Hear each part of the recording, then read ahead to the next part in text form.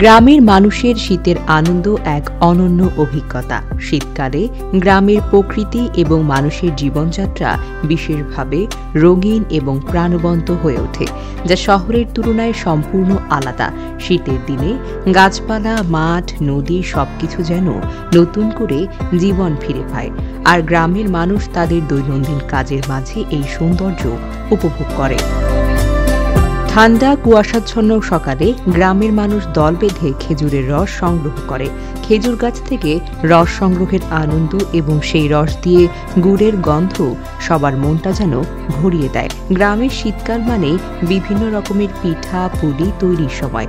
পাটিসাপটা, ভাপা পিঠা, চিতই পিঠা ইত্যাদি খাওয়া এবং পরিবেশনের মাধ্যমে এক ধরনের মিলন মেলা ঘটে।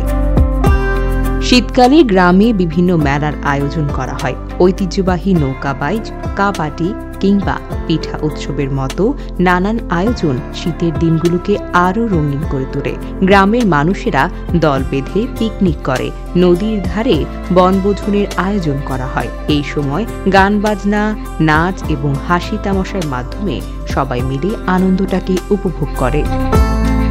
শীতকালে প্রকৃতি এক নতুন রূপ ধারণ করে। গাছের পাতায় শিশিরের বিন্দু, কুয়াশায় ঢাকা মাঠ এবং পাখির ডাক গ্রামবাসীর দিন শুরু করার এক অনন্য মুহূর্ত এনে দেয়। শীতের সন্ধ্যায় গ্রামীণ চায়ের দোকানে কিংবা খোলা উঠানে আগুন পোহাতে পোহাতে গল্পের আসর বসে। এখানে উঠে আসে গ্রামের সব সুখ দুঃখের নানান গল্প। শীতকালে গ্রামের মানুষের জন্য শুধু একটি ঋতু কিন্তু তা নয়, বরং এটি আনন্দ, মিলন এবং ঐতিহ্যের এক অসাধারণ সময়।